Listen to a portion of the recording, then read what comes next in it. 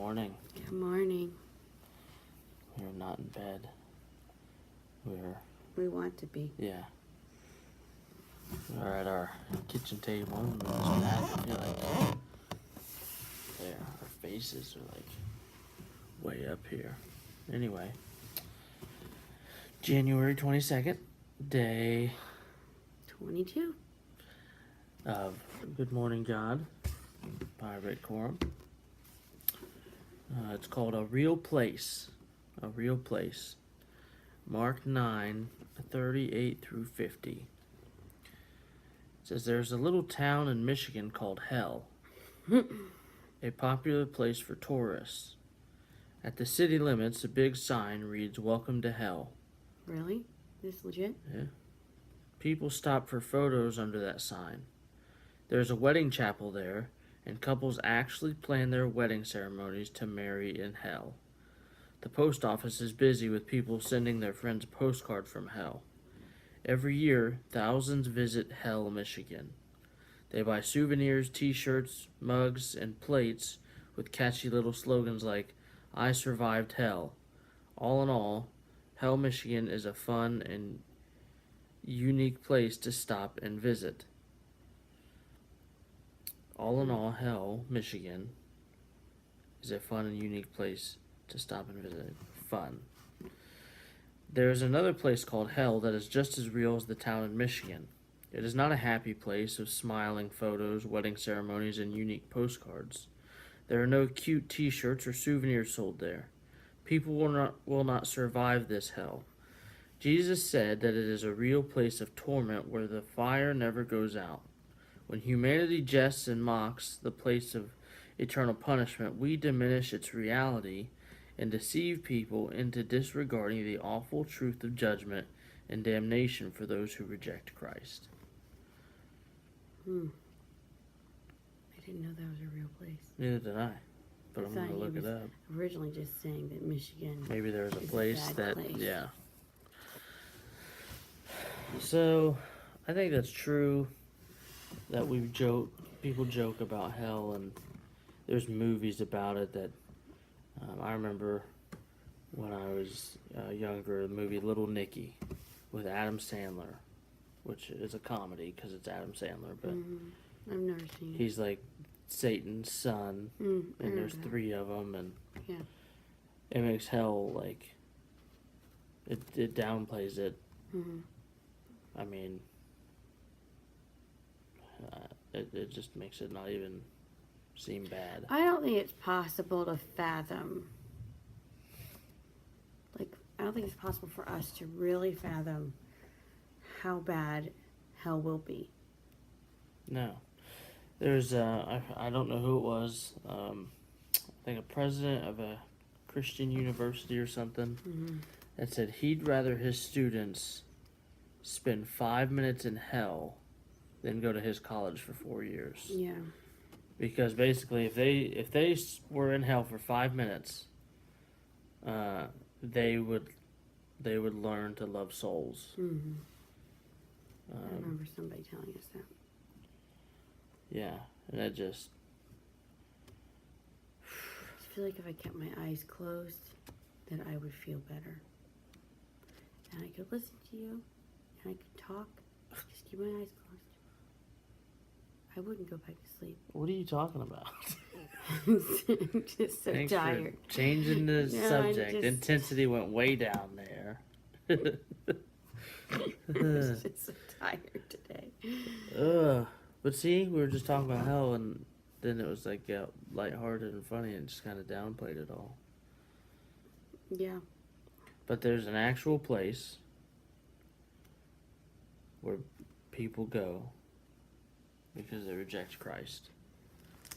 And, well, why would God send anybody to hell? Well, God doesn't send people to hell. People send themselves there. The Bible says hell was created for the devil and his angels. See, it wasn't created for mankind. It wasn't created for humans. But that's where people end up going when they reject him.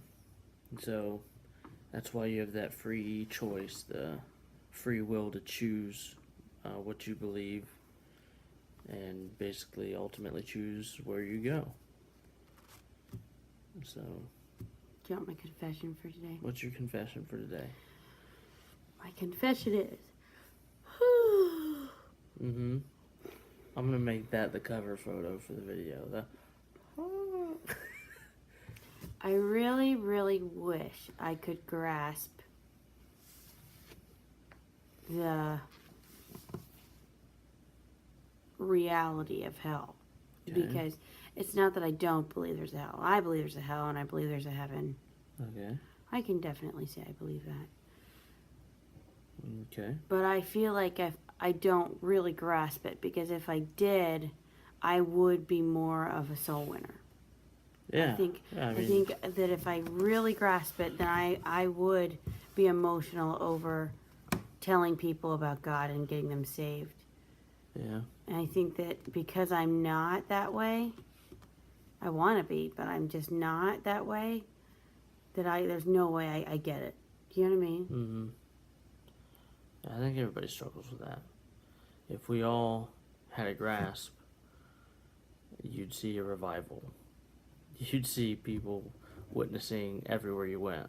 I think that's part of the problem just with our society in general, is that, like, we're very much the do what you want now and ask for forgiveness later. And so the idea of punishment is so downplayed and so afterthought, Yeah. you know? Yeah. And maybe that's just, again, like more of, not again, but maybe that's just more of like where we live. Maybe that's just more America, you know? Because it is such a land of freedom and of opportunity, and We have way more than we need, and yeah. maybe if we did live in a different country that wasn't as plentiful and was barren, we would have I'm sure we'd have a completely different perspective on it. Yeah, It's like missionaries that go to foreign countries. yeah. Even if they're like, nicer, I don't know how to say it, wealthier countries, there's still struggles that put things in perspective for them. Yeah, as Americans. Yeah. Yeah. So, I don't know if I could confess anything. When I yawn, Yeah. I have a dimple in my chin. Do you? Yawn. Oh, did you see it? No. Oh, there it was. Yep. It's really hard to do if I'm not yawning. I do have a confession. Before I was saved, I had a friend, and we were like kids. We were like 12, maybe. I had a friend telling me that I needed to get saved, basically, and he said, if you don't get saved, you're gonna go to hell. And I said, good for me. Just how prideful and stubborn I was at 12 years old.